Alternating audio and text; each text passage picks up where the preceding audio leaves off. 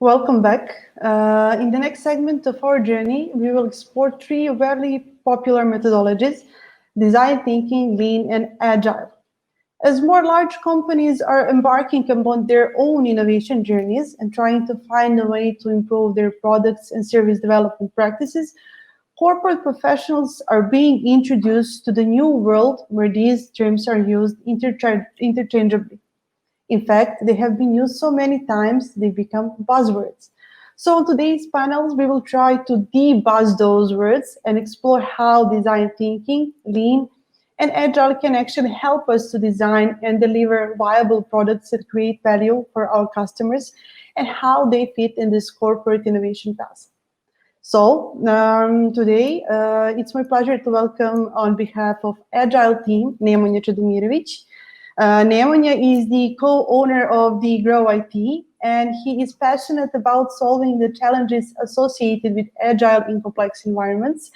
And as the organizer of the biggest PHP conference in Valkos, he also enjoys establishing communities like Agile Coaching Serbia. So welcome, Nemanja. Thank you, Đurđa. Then on behalf of the lean team, we'll have Luka Prišunjak. He is the ecosystem facilitator at Swisscontact, but he's also a fellow business designer at the ICT Hub.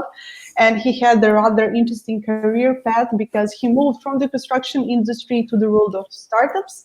And nowadays he focuses on customer development, and he's helping companies to get new clients and users by validating their business ideas, thus opening them to new markets. Welcome, Luka. Hi guys, hello. And last but not the least, on behalf of Design Thinking team, our dear Ana Jeličić, who is partner at DesignThinkers Academy.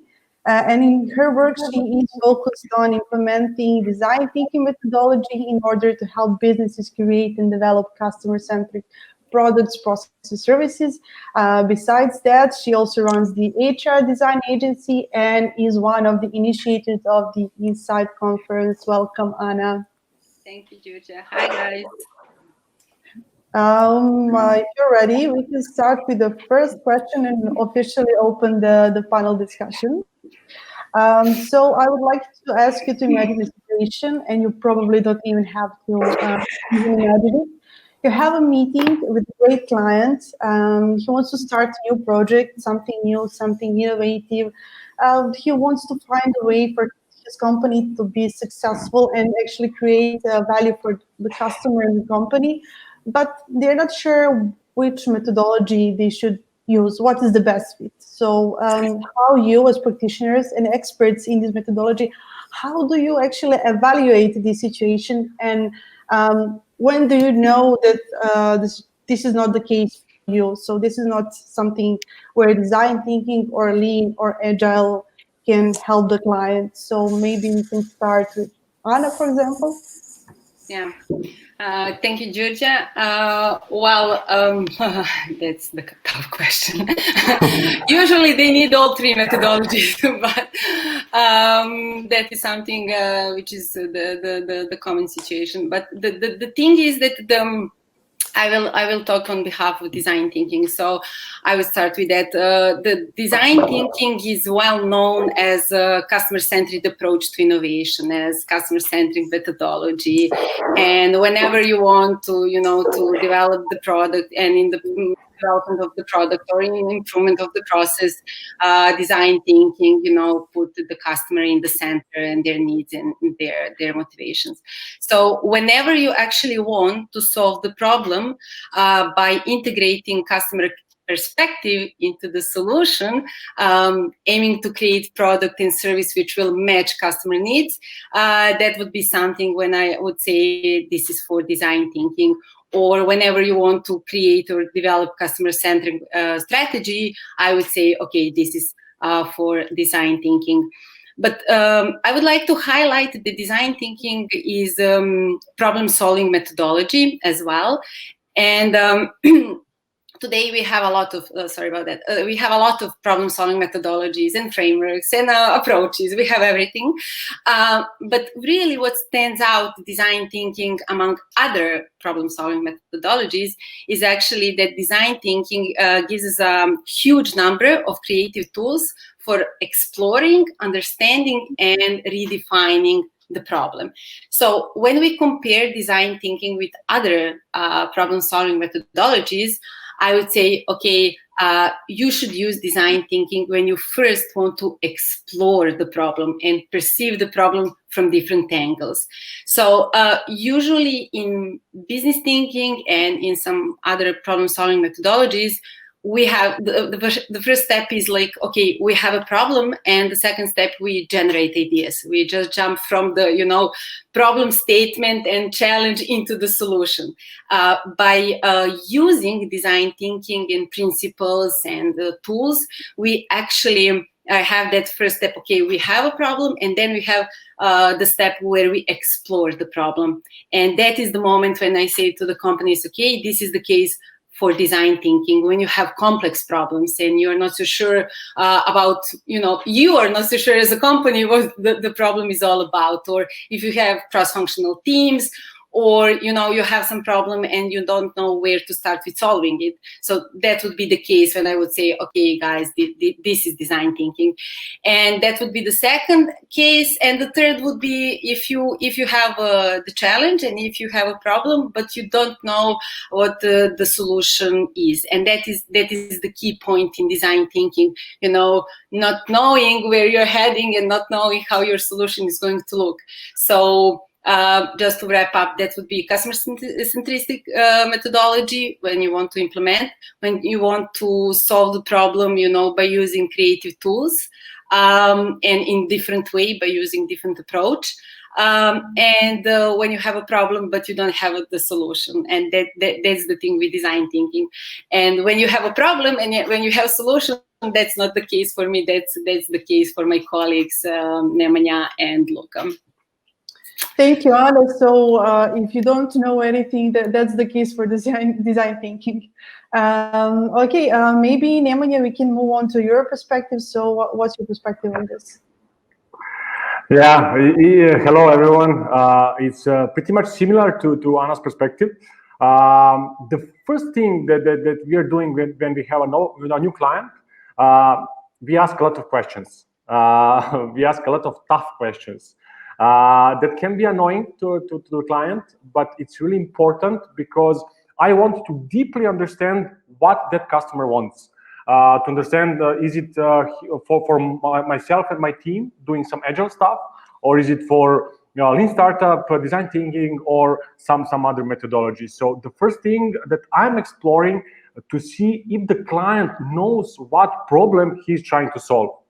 So like Ana mentioned, okay, you are exploring the different solutions and to see what is working and what is not. If I'm sure that my client knows what he is trying to solve, then I will use Agile to deliver that thing faster in the first place, then to scale that and to deliver on bigger scale. So Agile we can use like in a simple terms for scaling and improving speed of the delivery, but that's just one portion of Agile. Depends on the client. Some clients want Agile transformation. That's really hot thing these days. But someone wants just to have like 2 dailies per week. Someone wants to transform the whole company. So it's a different level of wanting Agile. The biggest issue, the biggest challenge to sell that I have, that clients usually want 1 kilogram of design thinking, half a kilo of lean, and 2 kilograms of Agile. Yes, and innovation is taken for granted. Yeah. And when I have cases like that, then I call Ana and Luka. Okay, let's figure out what is for you, what is for me, and to see where we are. But yeah, I don't want to bother anymore. In simple terms. When I know that the customer knows the problem that he's trying to solve, that we are helping them to deliver that faster, to improve the speed of delivery, quality of the delivery, whatever the delivery is. either a product or services, that doesn't matter. So we are trying to be faster and to improve that time to market with agile methodology. Great, thank you, Nemanja, very much. And Luka, lean perspective, what do you say about this? I am somewhere in between Anna and Nemanja.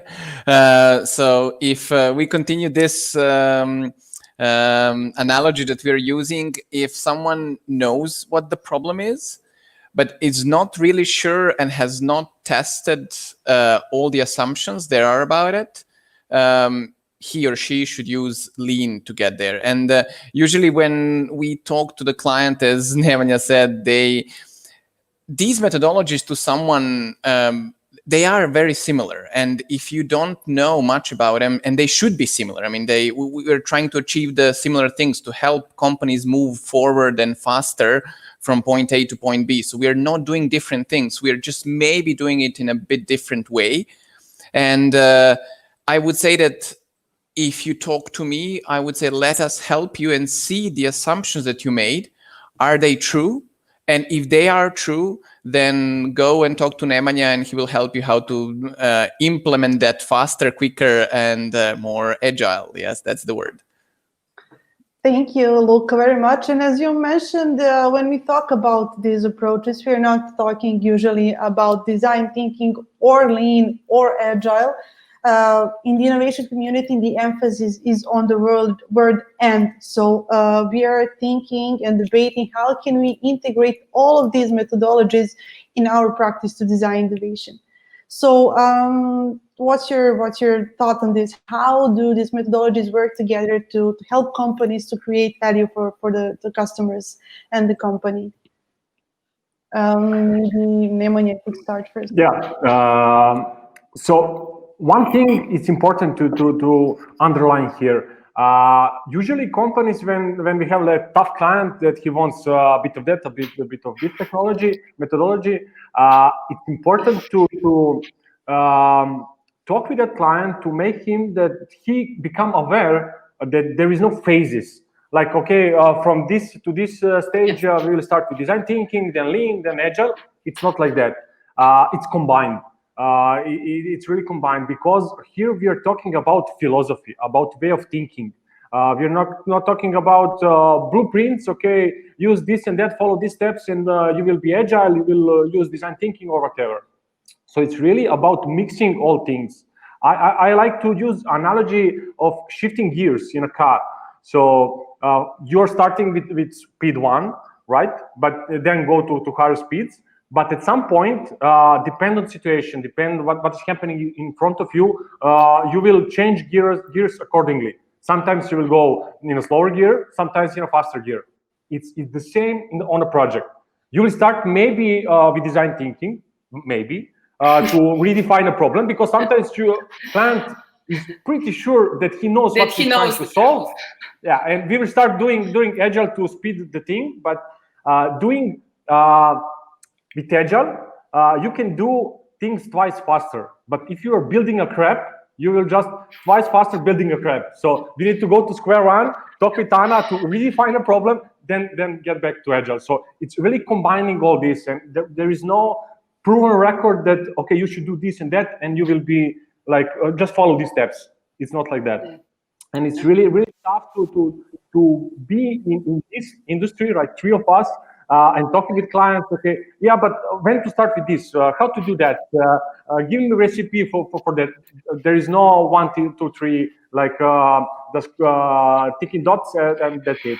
It's really mixing all the things, mixing practices from 3 of these methodologies and using in the right momentum to have the biggest value for the end customer. Because in the end, we're talking about end customers, about increasing the revenue of some company or some clients. So you just need to see when and why, and at that moment to use some of these technologies. Yes. Thank you. Luka, Anna. And just to build on what Nemanja said, I think that looking at the methodologies, they also, depending on the type of the company you are or type of person you are, you kind of are leaning towards, you see what I did there, towards some of the methodologies, because my experience so far showed that people who don't want to really think that thoroughly about a problem, or don't really want to reinvent something, you can solve amazing problems using design thinking. But if you don't want to do that, but want to get on into testing things and quickly iterating, maybe you choose lean. But then on the other side, if you really want to do it, let's see, how should we do it from the scratch one, you use design thinking. If you're more into the what's the development style, then you can optimize that process amazingly with Agile. So I don't even think that there is like problems, but there are literally philosophies or the ways you approach to certain problems that you can use different methodologies. Maybe just to jump in, you mentioned development. I just want to again underline something. Those methodologies are not just for IT industry, not just for the development, because everyone's, but Agile is working in development. It's not about that. 95% of my clients are not IT companies. Healthcare, banking, telco operators, okay, development companies, but not just that. It's really important to understand that you can use and apply those practices on any other industry beside IT. Yes, I would just like Nemanja said at one moment, it's about the momentum, and that's the thing also from my practice. When they want to implement and to use design thinking, but they have solution. But with design thinking, it's really important to understand that we have like two spaces, space for problem and space for solution. So in design thinking, we need to go backwards. We need to understand, the challenge, the problem, and then to think about the solution. So that's when Nemanja said about the momentum. For us, it's really important to go there, step back and to see, what we are dealing with. We need to explore, why our customer, does something, what are the needs of our customer behaviors, the patterns. And when we really truly understand the patterns of behavior of our customer, we can suggest some solution, and then we can go forward. But it's really important to be open to explore alternatives for solution in design thinking. Thank you. So as we heard, design thinking, Lean, Agile, they address the different parts of innovation process, the same process, but maybe different parts of the process. And they're to some extent different, but actually I think they have also many things in common. So what are the key attributes that connect these methodologies? Maybe Luka could start first. Sure. I think it's validated learning, or learning as it is through experiments, is something that brings all of us together, meaning that don't do the things that you don't have evidence that should be done. Now this sounds a bit strange, but this is nothing new. I mean, we are doing the things that good entrepreneurs or developers or whoever were doing over the centuries. It's just that someone was smart enough to put those things in certain type of methodologies. So that means do the things that market wants and test before you do that. And I think that's in common for all of us. You can disagree with me. Does someone disagree or has something to add? Fully agree. We won't do that. Anna mentioned earlier about cross-functional teams. Yeah. Then Luka mentioned short iterations. That's also applied to Agile.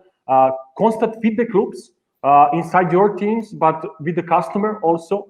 That's the thing that you're using like heavily in design thinking, in Lean, in Agile. Reflection, that retrospectives like inside your teams, and adjustment based on those reflections. Those are all common things for all of these three methodologies. I don't know, experiment on a small scale. I like to say experiment cheaply. Don't put that big requirement list on 100 pages and start doing that. Okay, we know what we're doing, and 6 months later or 1 year later, the customer don't want to buy that thing. So start with 1 month or shorter. Experiment on that side. Try, go to customer, sell portion of your product or service or whatever, and get feedback to see if that's okay for your customer or not. Then get back to drawing board. So all of these methodologies, like I mentioned, talking about mindset and not following like the same pattern over and over again. So these things that are common for these 3 methodologies, like every day. Thank you, Anna, do you have something to add to the I would list? just on behalf of design thinking cross-functional team, yes, and also radical collaboration. It's really important in design thinking, because in design thinking, going back to that exploration of the problem and approaching the problem, we really need to perceive the problem from different perspectives. And by doing that, we are actually, exploring and identifying different alternatives for our solution. And by having cross-functional teams and radical collaboration, we will bring to the table, different expertise, different experience, and different perspectives. And that is really, really important, to have common understanding on the problem, and then, you can continue the journey. So the radical collaboration and cross-functional team in design thinking are must, not needed, but must, in order to have successful implementation, of course. Sorry, Đurđa, we forgot one important thing. Transparency. Transparency. Yeah. The crucial thing in those 3 methodologies: be transparent in each step that you're doing in your process, because in that way you will know what and where to improve. Otherwise, it will be like hidden somewhere, and you will not know what you're doing. And in design thinking, being open, not knowing where you're heading, that's also important in design thinking. Being open to embrace, It's okay to don't know something. To know where you're heading, it's okay. Before I ask you the next question, I would just like to remind our audience that you can use the chat and option to ask the question to our panelists. I believe they're very eager to answer them. And from my side, one of the last questions is that from your experience, and you have worked with almost all major companies in Serbia, like all you 3 together, I think you covered most of the local market. So what are the biggest blockers for implementation of these innovation methodologies? What is actually holding back the companies from developing successful innovation practices? Where to start? Anna, please. Give me this.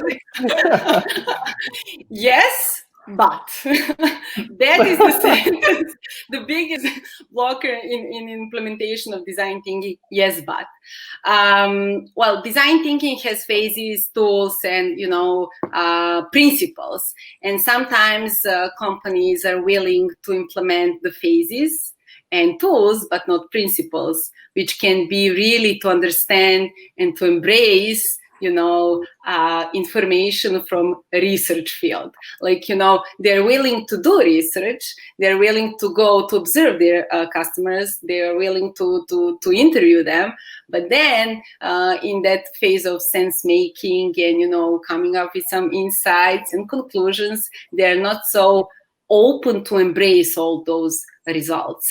And sometimes that is the moment when they say, yes, but we know better. So that is the I can say pain point in design thinking. In that exploration phase, everything is okay, but when they get some insights, that is the moment when we start struggling. And the second thing in design thinking would be they say we don't know how our solution is going to look, but they have some secret agenda. And then when we are preparing for research and interview phase, you can see by how they create the questions that they want to confirm assumptions that their idea is going to be good solution. So in that sense, then we are doing validation, not exploration. So that is something that I can link to design thinking, but that is something that we are struggling with. You know, they are not so open to explore different alternatives. They just have a secret agenda, and taking design thinking for granted as you know, silver bullet for innovation. Just by implementing some phases, and the end of the process, we will have innovation. No, we have to integrate in the process and principles and, you know, tools, and then we need to change our behavior, and then we will have innovation at the end of the process. So that would be from my perspective. But I like this question because we are struggling. I saw a lot of nodding here from Luka and Nemanja, so I believe they're facing the same challenges when they work with the clients. So Luka, Nemanja, who will add?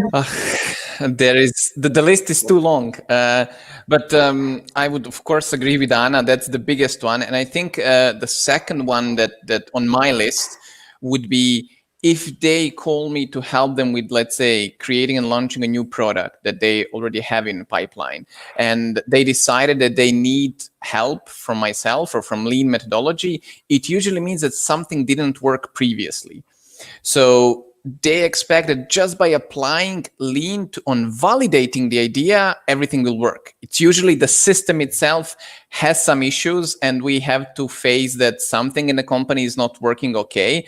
Thus, you called me, but it's not just by applying lean methodology, lean startup methodology to one of the processes, everything will work, because there is probably problems in marketing, in internal communication, etc. So I would say that they call us to solve, you know, one problem on the body, and there are several issues there that need to be addressed in order for you to be able to run the marathon, and not just fixing a small problem. I mean, this is for me the second one that it follows Anna's. Thank you. You mentioned one important thing. It's not a sprint; it's marathon. Usually companies forget that. So let's fix something quickly. Are we agile now? No. It's not about fixing, it's about journey. And we forgot about that. But I have 5 or 6 bullets. It's important maybe to talk about them, or just to emphasize them, that everyone can be aware of that. The 2 sentences that are really common in my case. First one is, you don't know, we are complicated. Or a second one is, yeah, but our industry is too complex, and it's a bank, and there are 10 different banks. Everyone is like, yeah, but you don't know, our industry is too complex. These 2 sentences are really, really common. And about blockers or impediments that we are facing, that company are not applying Agile. Top management is not committed fully. They are maybe verbally, yeah, we want to be agile, but when we face them, what actually that means for them, then actually they are not committed that much. Then micromanagement culture in Serbia, it's really high. And we cannot talk about agile in those cultures. Then no transparency at all. Some companies don't even know what transparency means. For them, bearing everything in Excel is transparent. No, it's not. We are talking a lot about empowerment of teams. They want Agile to be implemented on a grand scale in the whole company, but the opinion of highest paying person is the most important. And they are not empowering middle managers or someone who will lead the Agile teams. They don't have empowerment moć, Power. Empowerment. Power. Yeah. Doesn't matter. And the last one is split heads. A lot of companies are splitting time and resources for team members. Yeah, you will work on 5 different teams in parallel. That will not work in any case. That's like maybe the biggest challenge that I'm facing even implementing Agile. And one thing that maybe can be common for all these three methodologies is focusing only on education. Yeah, we will do some trainings, we will use some certificates, and yeah, we're good to go. That's just one first step, and it's not end goal. It's just first and then they say it's not working. And then they say it's not working. Design thinking not working. But it's really important, as you said, to start with education and trainings, then to deliver the project, then once again education and trainings, and then once again the project. And you need to do constantly, not just once in a month. Yeah. And just to build up on education. If you don't change the KPIs that your employees, that you expect them to work differently, they will not work differently. If their KPIs remain the way they are for the last 5-7 years, and you don't change them, they will most likely, I mean, there are exceptions, but let's say that 85% will not change the way they work. So no matter how much you educate them, you have to have the follow-up, as Anna said, to change their KPIs so that you value some things which they taught, so they can implement them. And maybe now is the moment to move on to the question from the audience. We have more. I know we have more. Keep it going. But just to follow up on what Luka mentioned about the KPIs. So how do we actually measure the success of what we do with design thinking, lean, and agile? Maybe it's easiest for me. I will quickly answer, then I could, Anna and Luka can continue. If we can use that smallest thing from the beginning of this panel, speed of the delivery. If you deliver like 5 times per year, and now you're delivering 20 times per year, then you're good to go. But this is just the first metric that we are using for measuring Agile success, because if you're talking about Agile transformation, that's really tough question, and we can go into that direction. But for the start, measuring the speed of the delivery of your teams is the first metric that we are using in Agile. Yeah, in design thinking, we don't have that kind of explicit metrics. So we start with some metrics which will show and which are showing that we have some challenge, that we have some problems. So in the end of design thinking journey, we should improve those metrics. So it's more about the project, it's more about the topic. So if you want to improve effectiveness, that we are looking for that. If you want to improve experience of customer, we need to look for that. So depending on the project topic, we should, we have that kind of metrics. It's not that common, in design thinking as in Agile. So that is the challenge, of course, in design thinking. And in design thinking, trust me, we are talking about years, not even weeks and months. We are talking about years in order to see, some really, really good improvements, especially if you're talking about, employee experience, retentions, engagements, and those are the topics which we can solve with and improve with design thinking. Surely we need, years to compare. So it's a little bit more time we need to measure the success in design thinking, but it's related to the topic that we want to work on. In lean startup, you would measure most the number of ideas that you manage to push through product market fit section. That means that you've proven that there is a need and the way the customer wants this product to be served to him or her. And the decision that a product is not fit and should be canceled is a good thing. So I would say that there would be two, like a short-term and a long-term metrics that would be made. There's a bunch of those that can go below those, but one would be the number of ideas we managed to test in a year, properly test in a year. And then the number of those who passed validation point that are alive and bringing profit.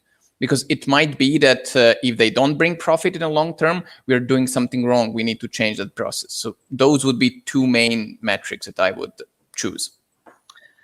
Thank you. Yeah.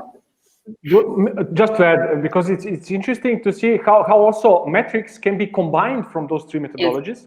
For example, Agile is frequently using two metrics that are borrowed from Lean. It's lead time and cycle time, where we're measuring how much time you need from idea to putting some concrete things in some requirement list, and then to measure how much time you need from that starting point from requirement list to deliver something. And those two metrics are common for the Lean design thinking, but also in Agile. So you can see that combining those things are also on metrics side. Yes, but in design thinking, we don't have that linear process. We are going back and forth several times. So sometimes, the project in design thinking can last, for 3 months, and sometimes can last for 5 or 6. I'm sorry, guys, but it's non-linear. Yeah. And one question that is for Anna, but I think that all of you can relate to this, and we tackle this when Nemanja mentioned the commitment of top management. So what happens when we reach the certain stage in a project? So we go through empathy, we go through the problem definition, we go through ideation, we make some kind of prototype, and then at some point we have a management that is detached from the process, that is not committed.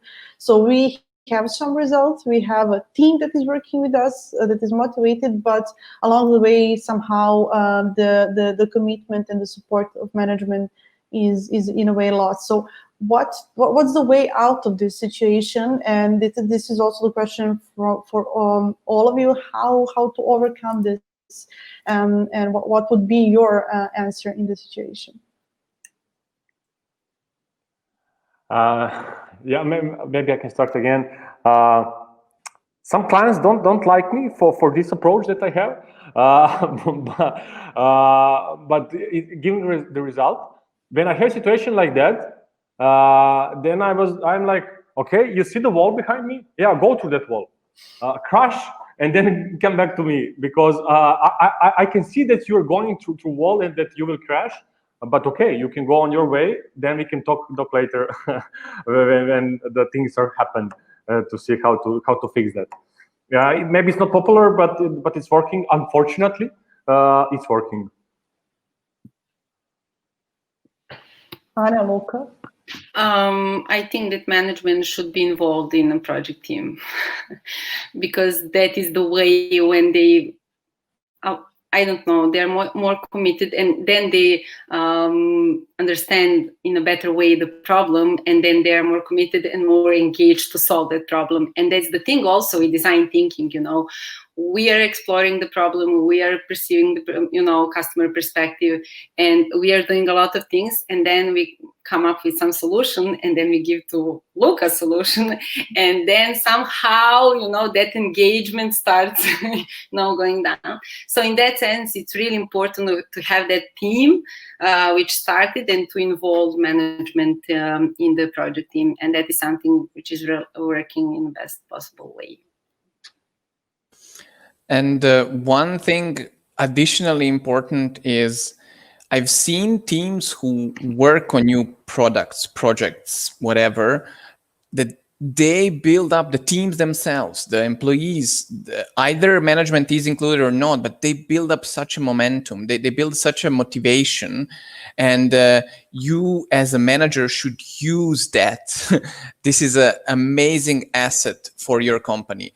And some just not ready. I mean, I know it doesn't sound politically correct to say, but for in some cases you just cannot do anything, and that's it.